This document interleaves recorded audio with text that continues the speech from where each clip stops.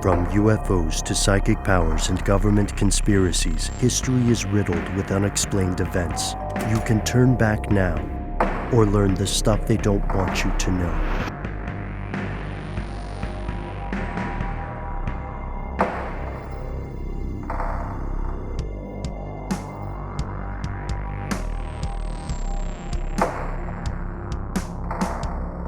This comes from The Guardian. It was posted last Tuesday, election day here in the United States. Facebook to shut down facial recognition system and delete 1 billion face prints. That is the headline. Nature, as you said, Ben, has reached out and said, we no longer need your faces. In this case, it is Meta saying that. The parent company of Facebook now. If you didn't catch it, Meta is to Facebook as Alphabet is to Google. Yeehaw, here we go. Things get weirder every day. So, why would Facebook shut down its facial recognition system? Seems like something of the future, something that is inevitable, something that would be very useful for a company and social media website that has billions and billions of users. Remember, that includes Instagram. Yeah. Well, it's Facebook, Meta, I should say, says that they are closing down their facial recognition technology due to, quote, many concerns. Literally, quote, many concerns about the technology. All the concerns. So many concerns. Yeah. We'll get into why maybe Facebook is concerned about those concerns all of a sudden. But this is the most important part. They are deleting the face prints that have already been collected. So if you have gone through your Facebook or Instagram or one of your other apps that is somehow being used by Facebook and created a face print, like given the company permission, or if there's just a face print that is made of you, whether you knew it or not, it's going away, which is nice. Hey, yay. One less version of my face that can be, used by a company to find out if my image shows up anywhere on its platform. One of the biggest things just to talk about is that Facebook itself, and I guess now, Facebook under Meta has been under all kinds of pressure, political, legal, regulatory pressure over various things that its software does and the information that it keeps track of about its users. In this case, this, again, facial recognition software was used to keep track of photos and videos, let you know as a user, an end user, whether or not you're showing up on somebody else's feed. Somebody posted a picture of you, which can be really helpful, right? We all do all kinds of various interesting things on the weekdays, at nights, sometimes on the weekends, that maybe we don't want a picture showing up on Facebook or Instagram of, right? It doesn't mean we're doing anything wrong. It just means maybe you don't want a picture of you after a couple of drinks at a bar, something like that. And according to Meta's Vice President of Artificial Intelligence, wow, what a title to have on your door. Yeah. You have an office. Jerome Pesenti, P-E-S-E-N-T-I. This facial recognition software was being used by visually impaired users and blind users to identify their friends in images and also to help prevent fraud and impersonation. Again, this comes from The Guardian. But really, they were just weighing all of those advantages and the good things about it against, quote, growing concerns about the use of this technology as a whole. And I just wanted to bring this to our attention, I guess, and have a discussion about it, because last year there was a pretty big class action lawsuit that was levied against Facebook, where they ended up paying, I think, $650 million to settle it. And, that's a lot of money. When we talk about the cost of doing business, that's not that much for Facebook, but it's still enough to where if that kind of fine can be levied against the company for what occurred then you can only imagine the things in the future, like what problems could be presented legally for them. They also set a precedent. Yes, they did. Like a legal precedent was set by the government, and then Facebook set a precedent by paying the fine. Mm-hmm. So they set themselves up, like they can't pull, sorry, officer, I didn't know I couldn't do that the next time something like this comes around, Yeah. So, yeah. Well, yeah, and the whole point of that class action lawsuit was that users were claiming that Facebook used this facial recognition technology to create these face profiles for people without their consent, right? Without their even knowledge or permission. So it just really interesting stuff. We got a listener voicemail in from someone very recently talking about how Face ID with Apple and a couple other facial recognition software programs have kind of been the same core thing, and then it was purchased by someone and integrated into another service, and then that was purchased and integrated, and how facial recognition is becoming this one almost singular thing.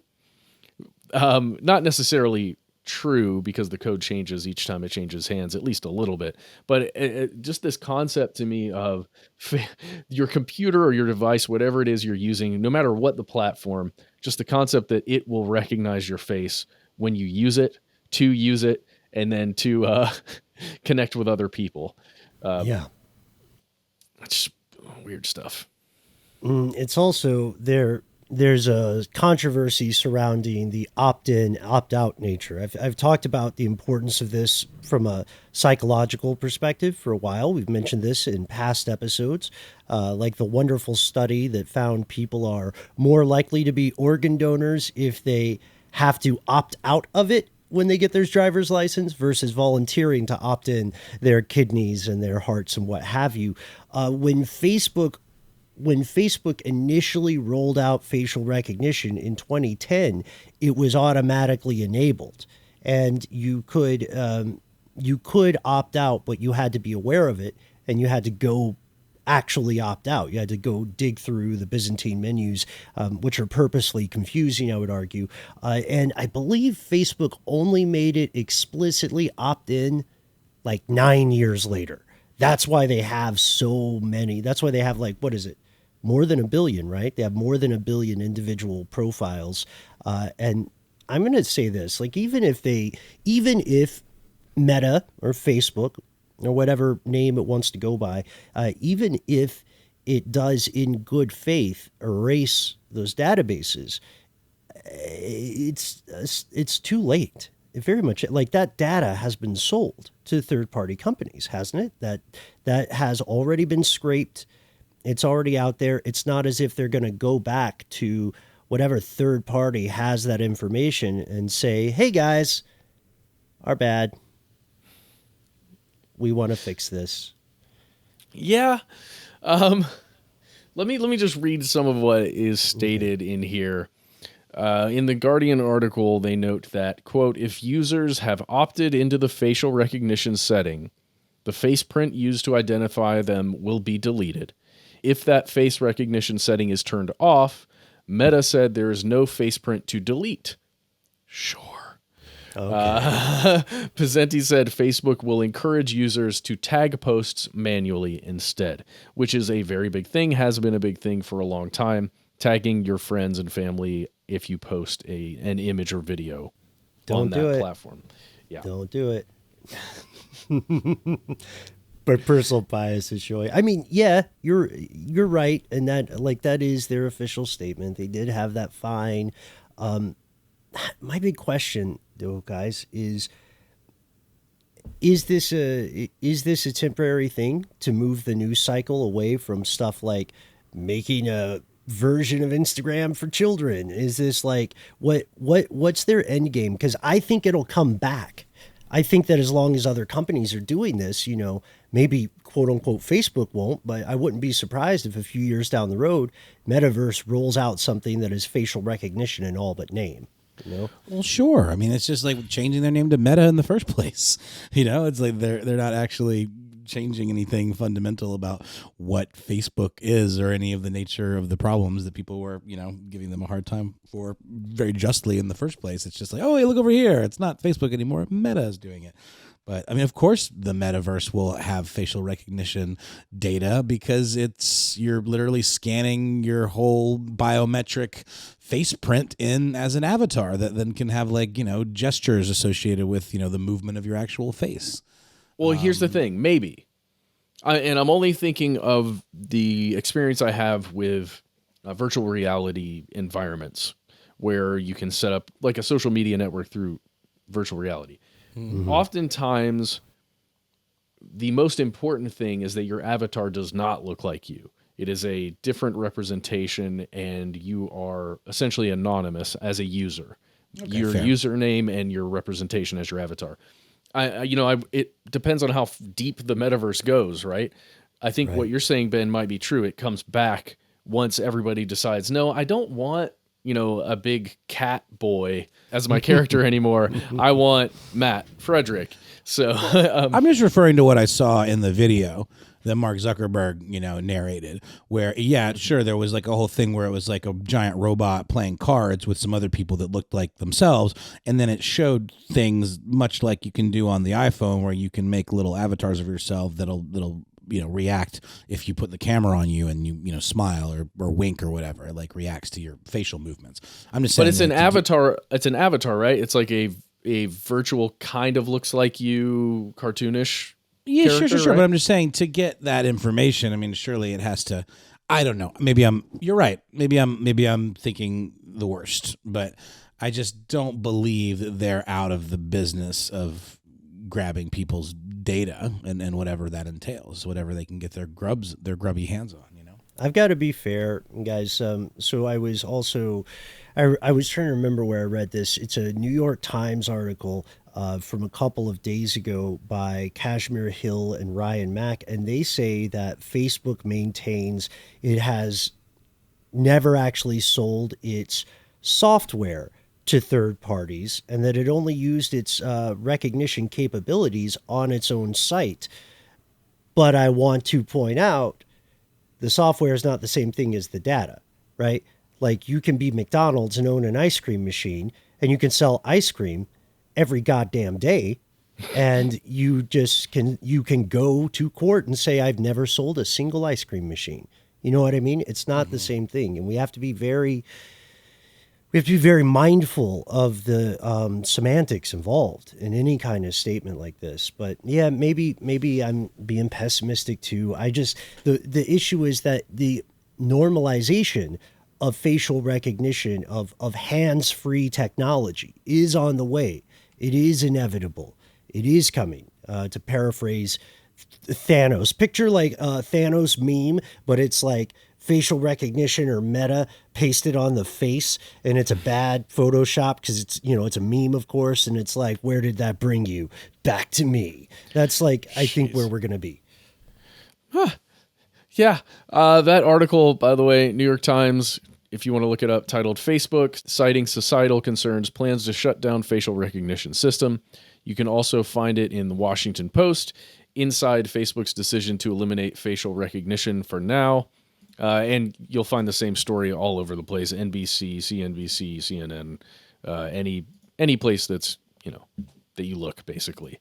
And if you want to go to about.fb.com, yes, you can find their official Facebook app update from Meta. And that's where you see Jerome actually making these statements that people are all pulling from. It's one of those things. I've only used Oculus, which is Facebook's VR platform, and that's when I'm pulling that information from. Noel, I'm talking about using a specific avatar. I'm with you, man. You've got more experience than I do. I think I'm definitely being a naysayer here because I just don't trust the company.